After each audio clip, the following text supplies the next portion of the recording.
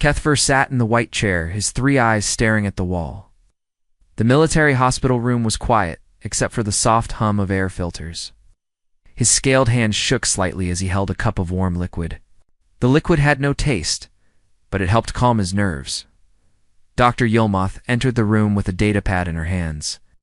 She was a small Zephyrian, with gentle movements and a kind voice. She had been trying to help Kethver for many weeks now. Nightmares still came every night, and the memories would not leave him alone. "Good morning, Kethver," she said softly. "How are you feeling today?" Kethver looked at her with tired eyes. "The same, doctor. The dreams came again last night. I see their faces. I hear their voices. They will not leave me in peace." Dr. Yilmoth sat down across from him. "I know this is difficult, but talking about what happened might help." The High Command wants an official record of the events on New Haven.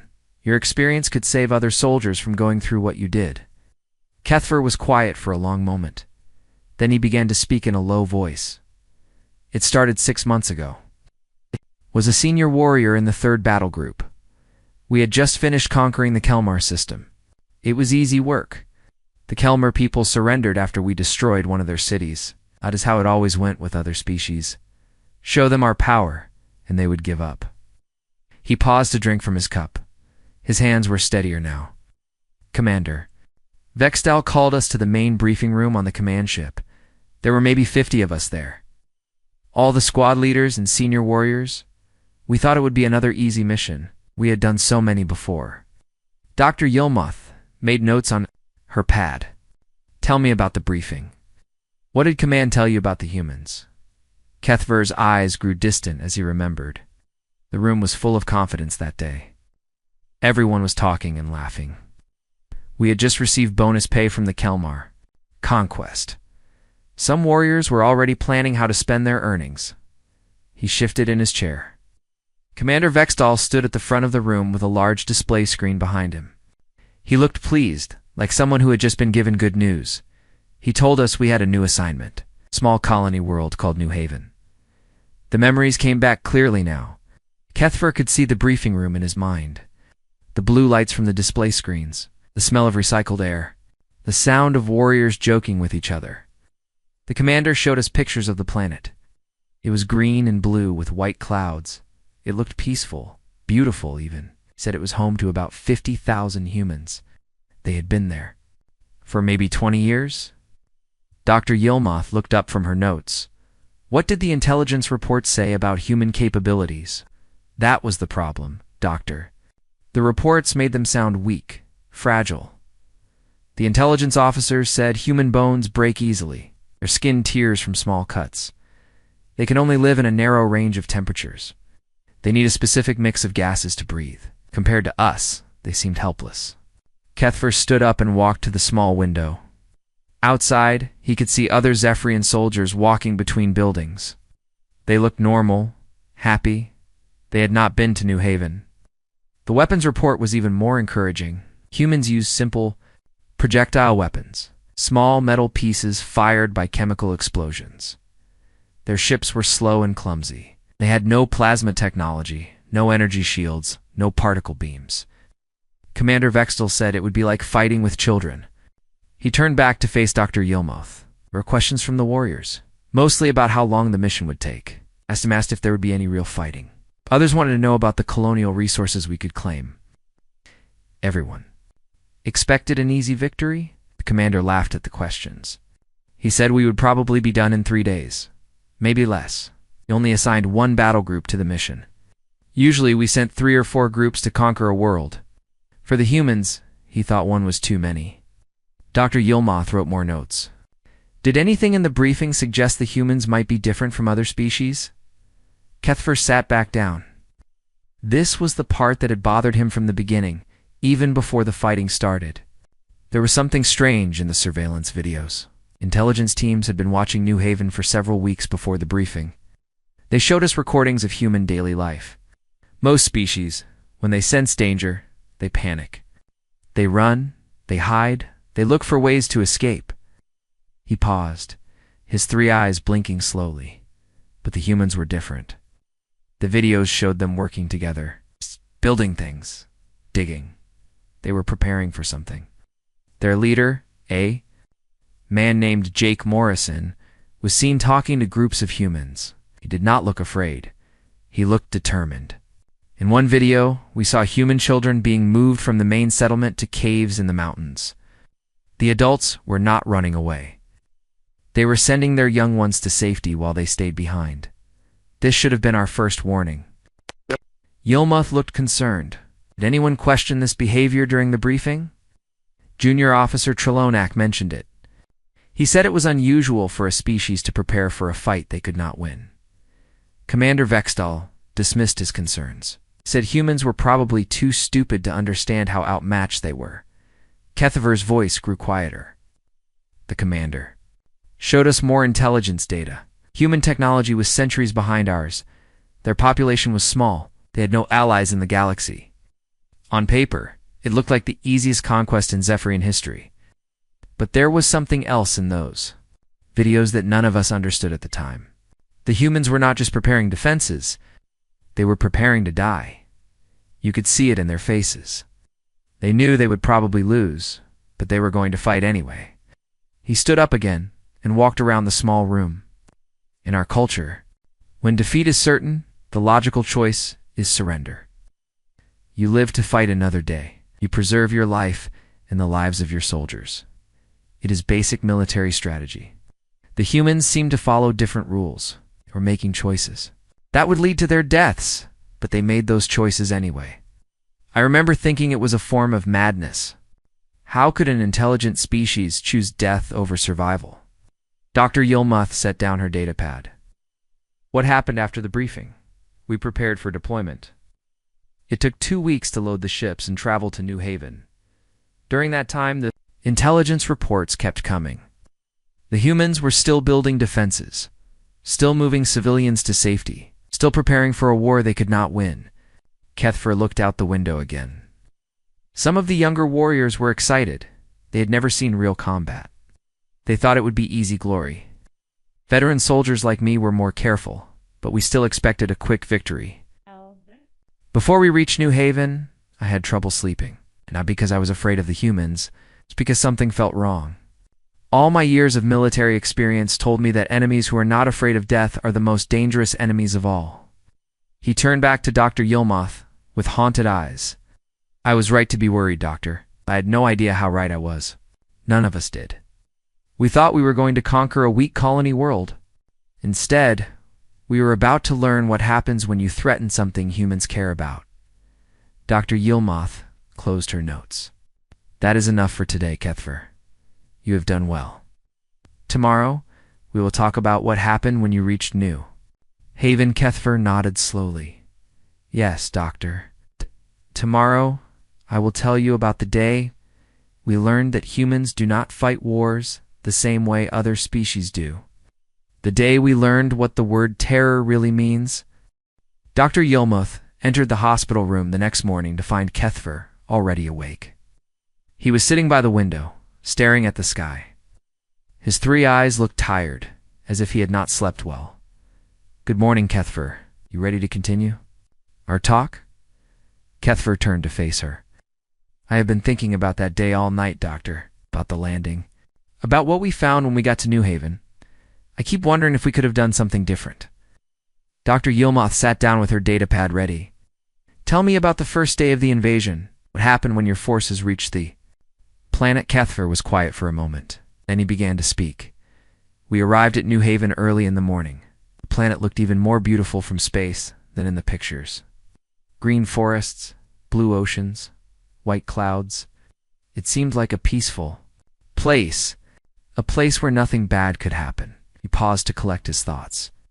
Commander Vextal ordered the first wave of dropships to land near the main human settlement. I was in the 3rd ship with my squad. We expected the humans to surrender. As soon as they saw our forces, that is what always happened with other species. Dr. Yilmuth made notes as he spoke. What was different this time? Everything was different, Doctor. From the very first moment, nothing went as planned. Our dropships came down in a field outside the town. Landing should have been easy. The area looked clear from our scans. Kethfer stood up and began walking around the room. But as soon as we landed, we came under fire. Not random shooting. Organized, planned attacks. The humans had been waiting for us. They knew exactly where we would land. He stopped walking and looked directly at Dr. Yilmoth. That was our first shock. How did they know? Our landing zones were chosen at the last minute. There was no way. They could have predicted where we would come down. But somehow they were ready. The human weapons were supposed to be primitive. Simple projectile guns that could not hurt our armor. But these humans were not using simple weapons. They had explosives. Weapons that could damage our ships. Devices that could jam our communications. Dr. Yilmoth looked up from her notes. Where did they get advanced weapons? We never found out, Doctor. Maybe they built them. Maybe they traded. For them, maybe they stole them from somewhere. All we knew was that our intelligence reports were wrong. Very wrong. I first sat back down, his hands shaking slightly. But the weapons were not the worst part. The worst part was how the humans fought. I had been in many battles before. I knew how intelligent species behave in combat. When they are hurt, they retreat. When they are outnumbered, they surrender. When their position is hopeless, they run away. He looked out the window again. The humans did none of these things.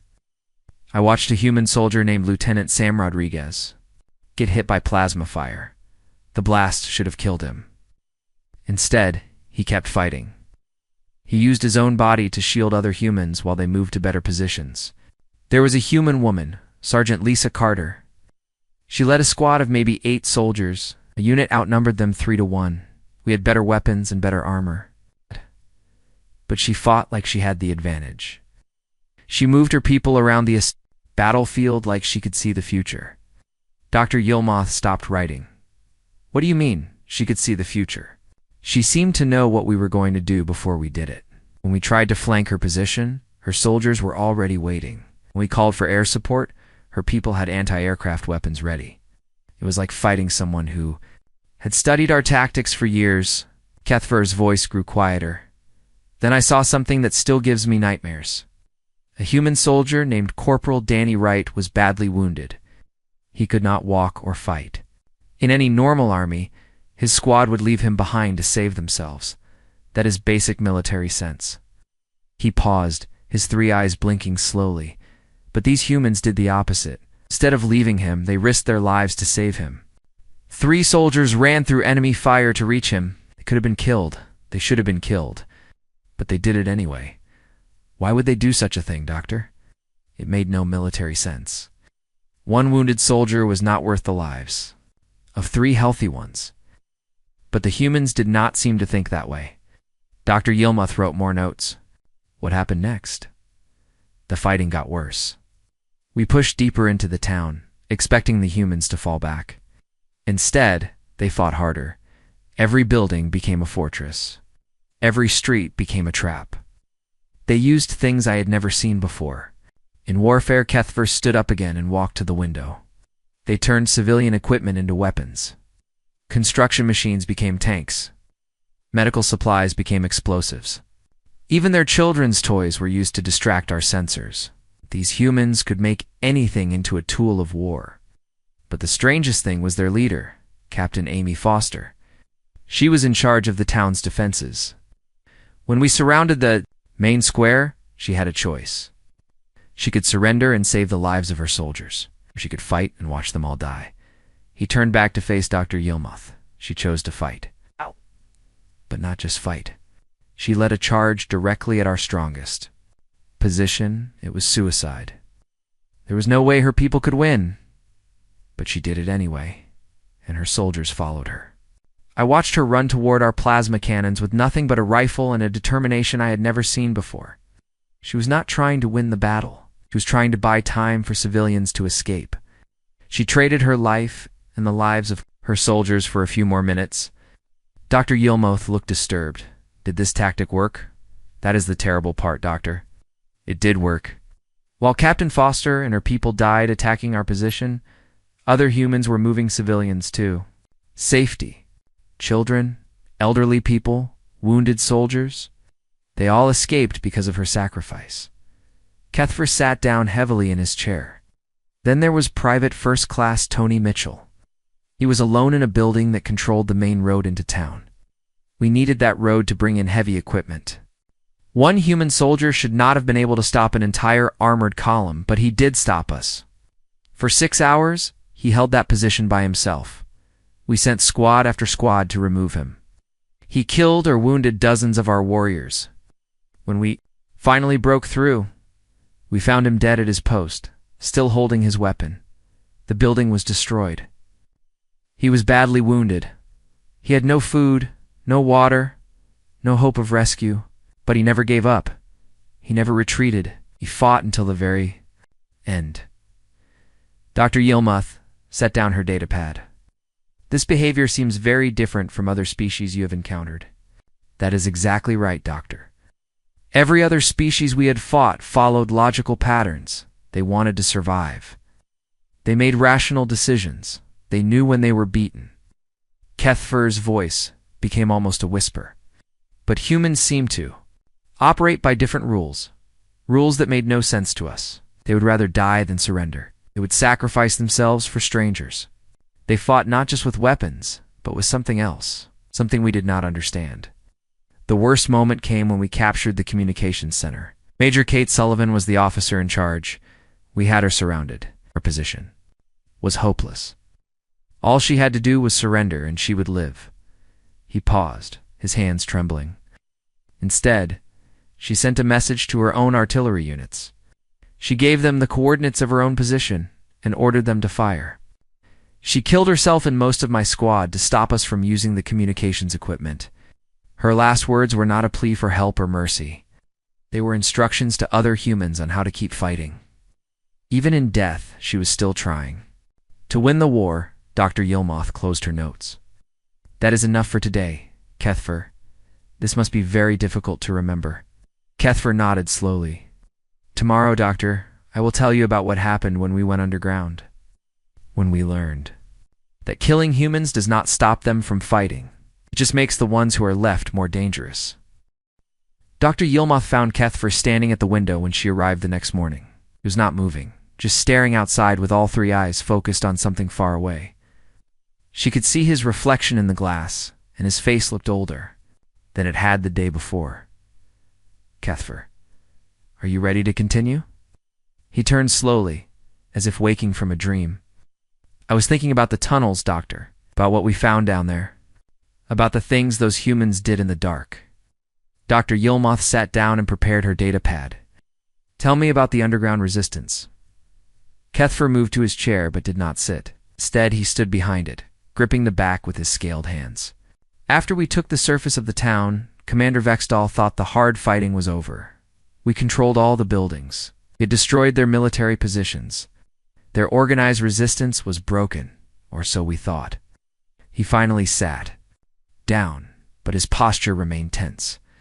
That night, strange things began to happen. Our supply convoys were attacked by enemies who appeared from nowhere and vanished just as quickly.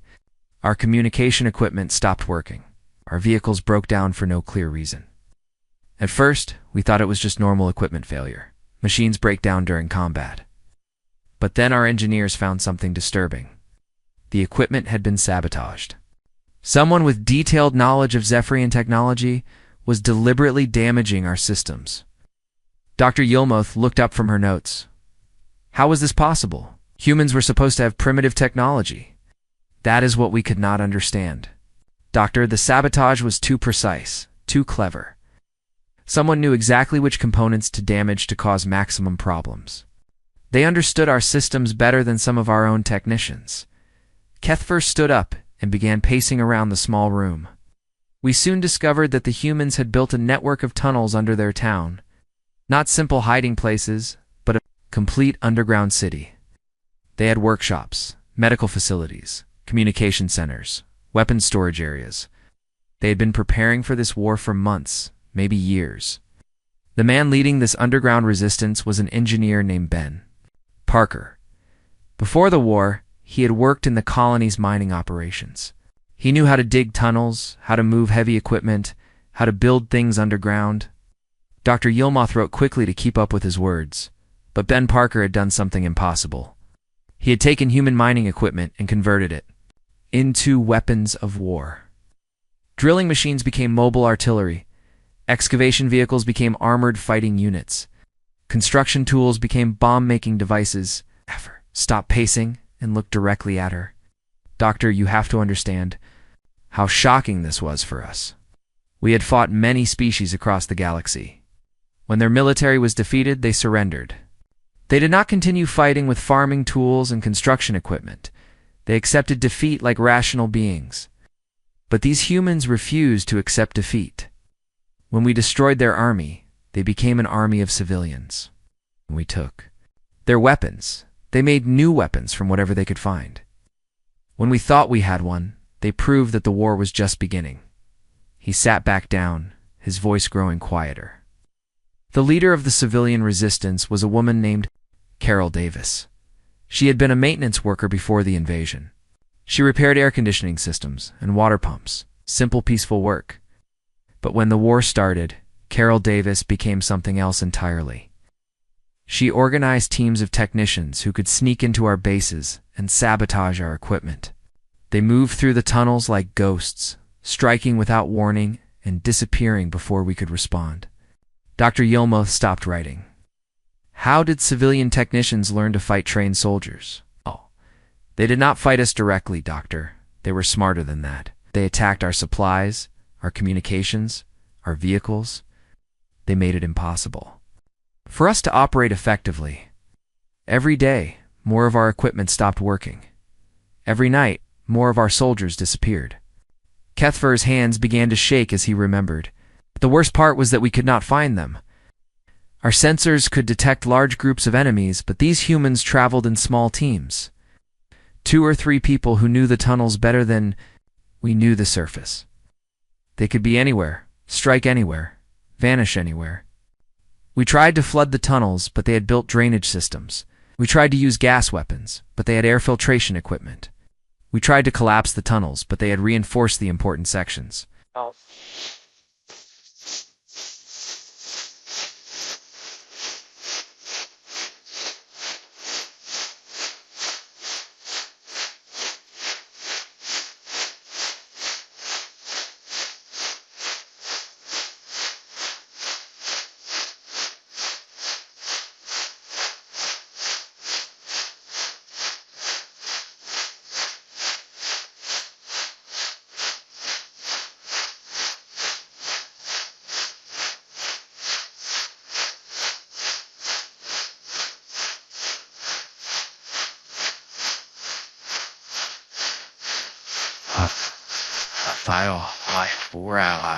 I'd already planned for it. He stood up again and walked to the window.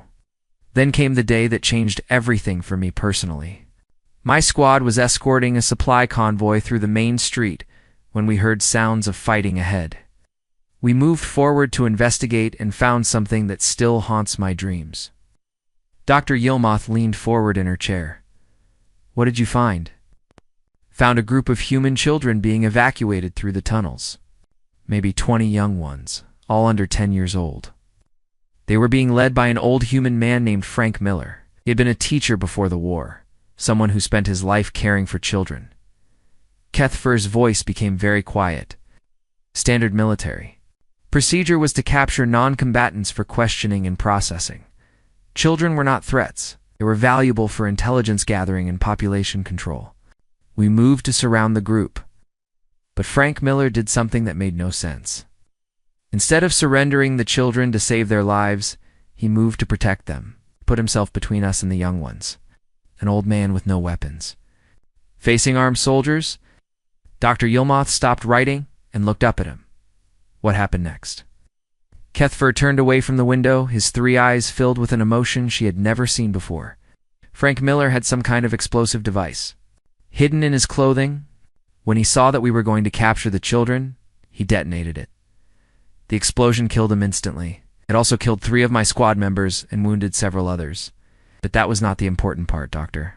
The important part was that the explosion created a cave-in that blocked the tunnel. Children escaped while we were dealing with our casualties. Frank Miller traded his life for the lives of those young ones. He sat back down heavily. I could not understand it. In Zephyrian culture, adults protect children by staying alive to care for them. You preserve your own life so you can continue protecting others. You do not throw your life away for a temporary advantage. But this human made a different choice. He decided that the certain death of one old man was worth the possible survival of 20 children. He chose to die so that others might live. Doctor. Yilmoth set down her datapad. How did this affect you? It was the first time I had seen what humans call sacrifice in its purest form. Not dying in battle for military objectives, not dying by accident during combat, choosing to die for abstract concepts like hope and future possibilities. Kethver's voice grew even quieter. After that day, the war became different for me. Every time we captured a position, I wondered what price the humans had paid to delay us. Every time we achieved a tactical victory, I knew that somewhere, humans were making impossible choices to continue their resistance. The psychological warfare was just as effective as their physical attacks. They had a soldier named Rick Adams, who worked in communications. He would broadcast messages to our forces, not threats or propaganda, but stories. He told us about the children Frank Miller had died to save, described their names, their ages, their dreams for the future. He talked about the families waiting for soldiers to come home. He made us see our enemies as individuals with hopes and fears, not just targets to be eliminated. Dr. Yilmoth picked up her datapad again. How did these broadcasts affect your forces? They introduced doubt into our operations.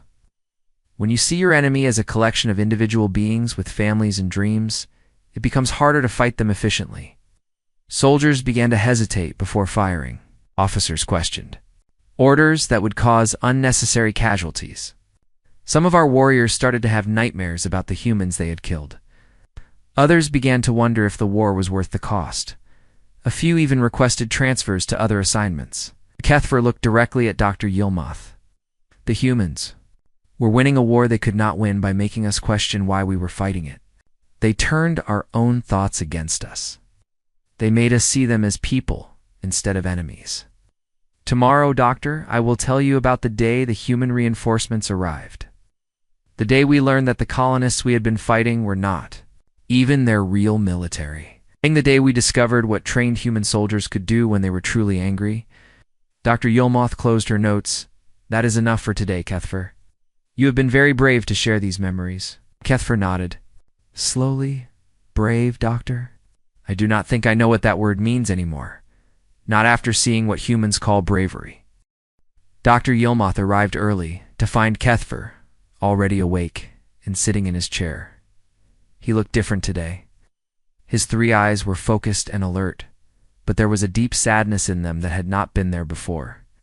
Today we talk about the reinforcements, Kethver said, before she could speak. Today, I tell you about the day we realized we had been fighting children while their parents were coming home. Dr. Yilmoth sat down and prepared her notes.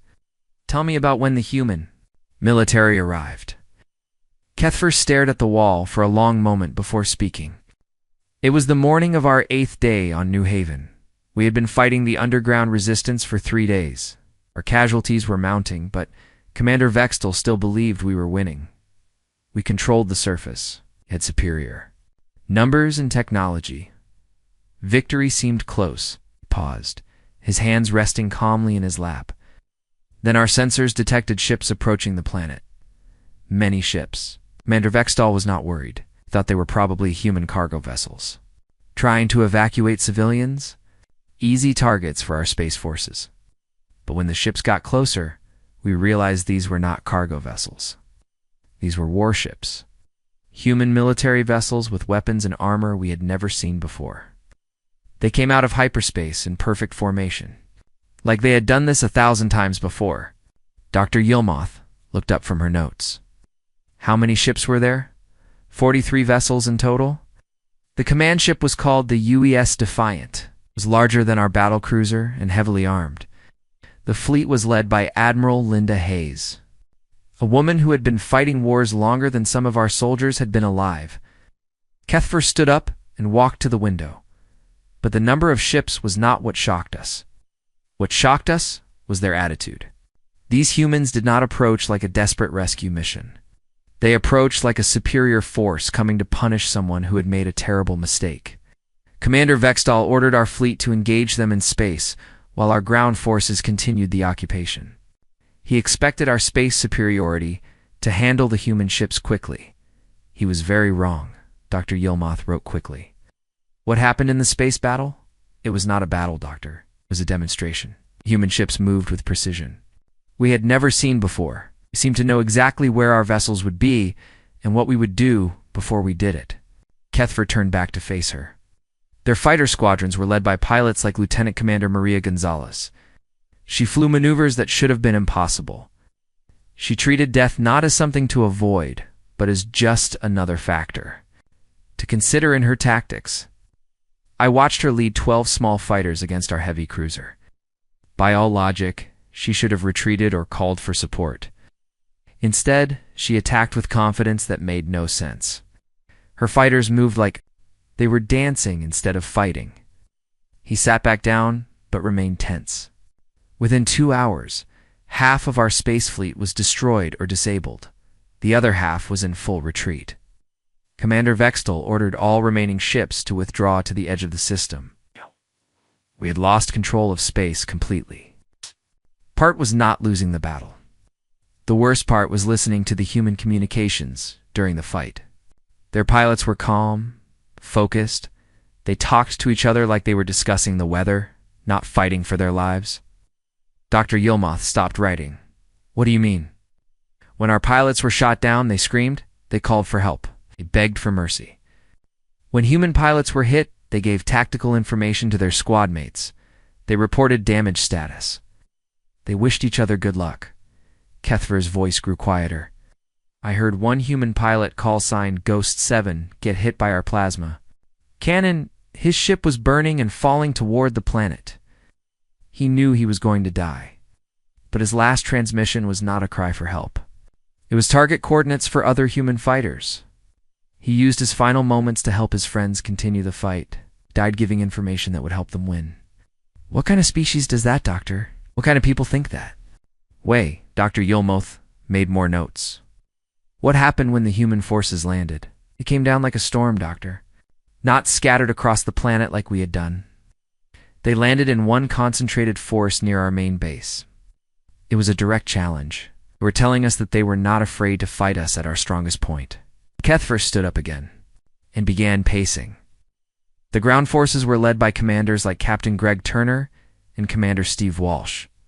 These were not colony defenders fighting for their homes. These were professional soldiers who had traveled across space knowing they were outnumbered, knowing they might die, but coming anyway.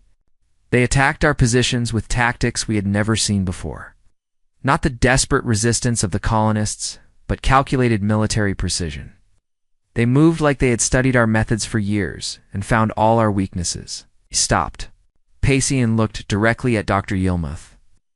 But what truly broke our morale was discovering that the colonists we had been fighting were not their real military. The people who had been giving us so much trouble were farmers, teachers, engineers, children. Their actual soldiers were something entirely different. The professional human military fought with capabilities that made the colonists look weak. By comparison, they had weapons we did not recognize. Armor that could stop our plasma fire. Vehicles that moved faster than our sensors could track. Dr. Yilmoth looked concerned. Were they more advanced than your intelligence suggested? That was the terrifying part, Doctor. They were not more advanced. They were more clever. They took their simple technology and used it in ways we had never imagined. They turned basic tools into sophisticated weapons through pure ingenuity. Kethver sat back down heavily. Then there was their attitude toward casualties. We had been taught that humans were fragile and would break easily under pressure. But we discovered that wounded humans often fought harder than healthy ones. I saw a human soldier named Sergeant Major Chris Johnson continue fighting with injuries that should have killed him 3 times over. He had been shot, burned, and hit by shrapnel. Emmy Zephyrian with those wounds would have been unconscious or dead. But this human kept moving, kept giving orders, kept protecting his squad. When we finally brought him down, he had saved the lives of dozens of his soldiers and held a critical position for 6 hours past any reasonable limit. Dr. Yilmoth set down her datapad. How did they keep fighting with such severe injuries? They had a medical officer named Susan Taylor who worked miracles on the battlefield. She did not just treat wounds. She somehow kept impossibly damaged soldiers functional long enough to complete their missions. Kethfer's voice became almost a whisper. But the moment that truly destroyed my understanding of warfare came when I encountered their medics in action. I was wounded during an attack and lying behind cover when I saw something impossible. A human medic named Paul Anderson was crawling through the battlefield under heavy fire. I thought he was trying to reach wounded human soldiers. That would have made sense. That would have been logical. He paused, his 3 eyes blinking slowly. But when he reached me, he began treating my wounds. A human soldier was risking his life to save an enemy who had been trying to kill him moments before. He gave me medical supplies and told me how to apply pressure to stop the bleeding. I asked him why he was helping me. He said that wounded soldiers were not enemies anymore. They were just people who needed help. Then he moved on to treat other casualties, both human and Zephyrian. Dr. Yilmoth looked puzzled. This helped enemy soldiers. That was exactly what made it so devastating to our morale, Doctor. This human was showing us mercy when we deserved none. He was treating us with kindness when we had invaded his world. He was proving that humans could be better than us, even while we were trying to destroy them. That gesture shattered my understanding of warfare completely. In every conflict I had ever fought, enemies were enemies until one side surrendered. There were no exceptions, no mercy. No treatment of wounded opponents. Got this human operated by different rules. Rules that said even enemies deserved compassion. Rules that said being wounded made you a patient, not a target. Rules that said helping others was more important than winning battles. Kethfer looked out the window one more time. After that day, Doctor, I could not fight humans the same way. Every time I aimed my weapon at one of them, I remembered Paul Anderson crawling through plasma fire to save my life. How do you kill someone who would risk everything to help you? Tomorrow, I will tell you about the retreat. About how we learned that human mercy was somehow more terrifying than human violence. Dr. Yilmoth closed her notes. Thank you, Kethfer. This has been very enlightening. Kethfer nodded slowly. Enlightening, Doctor. Yes, I suppose that is the right word. The humans enlightened us about what we really were, and we did not like what we saw. Dr. Yilmoth entered the room to find Kethfer standing at the window with his back to the door. He did not turn around when she came in, but she could see his reflection in the glass. His 3 eyes were wet with tears, something she had never seen from a Zephyrian soldier before. Kethfer, are you ready for our final session? He turned slowly, wiping his eyes with the back of his hand. Yes, Doctor. Today I will tell you about the end, about how we learned that losing to humans was not the worst thing that could happen to us. The worst thing was discovering what kind of people we really were. Dr. Yilmoth sat down and prepared her datapad for the last time. Tell me about the retreat from New Haven. Kethfer walked to his chair but did not sit. Instead, he stood behind it, gripping the back with both hands. The order to retreat came on the 10th day of the invasion. Commander Vextel had finally accepted that we could not win. Our space fleet was destroyed. Our ground forces were surrounded. Our supplies were running low. We had no choice but to withdraw. He finally sat down, his posture defeated. But even the retreat was not like other battles I had fought. Usually, when an enemy achieves victory, they let defeated forces withdraw peacefully. It saves lives on both sides and shows good military sense. The humans did not follow this pattern. Captain Nicole Baker led pursuit squadrons that followed our retreating ships. Colonel Matt Williams coordinated ground forces that maintained pressure on our withdrawal routes.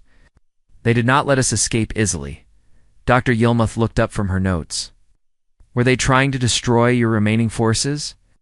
That is what we thought at first, Dr. Murder, but something strange happened during the pursuit. The humans had many opportunities to completely destroy our retreating units. They had us trapped in narrow valleys. They could have wiped us out completely. Kethfer's voice grew puzzled, but they did not do it.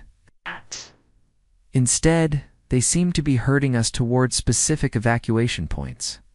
Like they wanted us to leave, but they wanted to control how we left. It made no military sense. The strangest part was how they treated our wounded and stranded soldiers. When Zephyrian warriors were too injured to retreat with the main force, human soldiers like Sergeant First Class Pete Johnson would provide medical aid and safe passage to evacuation points. He stood up and began pacing around the room. His behavior was so contrary to everything we understood about warfare that many of our commanders thought it was some kind of trap. They suspected the humans were planning to use our wounded soldiers as hostages or sources of information. But no trap ever came. The humans simply treated our casualties and sent them to safety. They gave medical supplies to soldiers who had been trying to kill them hours before. They provided food and water to enemies who were starving and dehydrated. Dr. Yilmaz stopped writing. Why would they do this? We asked the same question. Dr. Yilmaz. Terry analysts studied this behavior for weeks, trying to understand the strategic purpose. They concluded that it must be some form of psychological warfare designed to confuse and demoralize us. Kethfer stopped pacing and looked directly at her. But I think the analysts were wrong. I think the humans helped our wounded soldiers for the same reason Paul Anderson crawled through battle to save my life. Not because it gave them a military advantage, but because they believed it was the right thing to do. This realization was more devastating to our forces than any weapon they could have used against us. We were being shown mercy by people we had tried to conquer. We were being treated with kindness by victims of our aggression. He sat back down, his hand shaking slightly. As we retreated through the mountains, I saw something that still haunts me. Human civilians were emerging from their underground shelters and beginning to rebuild their town. These people had just survived 10 days of warfare. Their homes were destroyed. Many of their friends and family members were dead. But instead of mourning or seeking revenge, they were working together to repair the damage. Children were playing in the rubble while adults cleared debris. They acted like the invasion had been nothing more than a temporary inconvenience. Dr. Yilmaz made notes as he spoke. How did this affect you personally? It made me realize something terrible about my own people, Doctor. We had come to New Haven expecting to conquer weak, primitive humans. When they resisted, we increased our violence. When they fought back, we called them savage. When they refused to surrender, we called them irrational. Kethfer's voice grew very quiet. But the truth was that the humans had been showing us who we really were all along. They were not the savage ones. They were not the irrational ones. They fought to protect their families and their freedom. We fought to take those things away. The humans had been a mere doctor. They reflected our own nature back at us, and we did not like what we saw. He stood up and walked to the window one final time. 3 days after the retreat began, something happened that changed everything for me. Human diplomatic ships arrived in the system. They sent a message to our remaining fleet offering to negotiate a peaceful resolution to the conflict. Commander Vextel was suspicious. He thought it was another trick. But the humans sent Ambassador Ruth Clark to meet with our representatives under a flag of truce. She came alone, unarmed, to the ship that had been bombing her planet just days before. Dr. Yilmaz looked surprised. What did she want to discuss? Peace, Doctor. Not surrender terms or territorial concessions. Actual peace. She offered medical aid for our wounded soldiers. She provided safe passage for our retreating forces. She even shared technological innovations that could help both our species. Ambassador Clark spoke about preventing future conflicts between humans and Zephyrians. She talked about trade agreements and cultural exchanges. She discussed cooperation instead of conquest. Kethfer turned back to face Dr. Yilmaz. This response was so unprecedented that it forced our high command to completely reevaluate human nature. How do you deal with an enemy that defeats you in battle and then offers to help you? How do you respond to victims who treat their attackers with respect and dignity? The ambassador's final words to Commander Vextel were the most disturbing of all. She said that humans understood why the Zephyrian Empire had attacked New Haven. She said that fear of the unknown often leads to violence.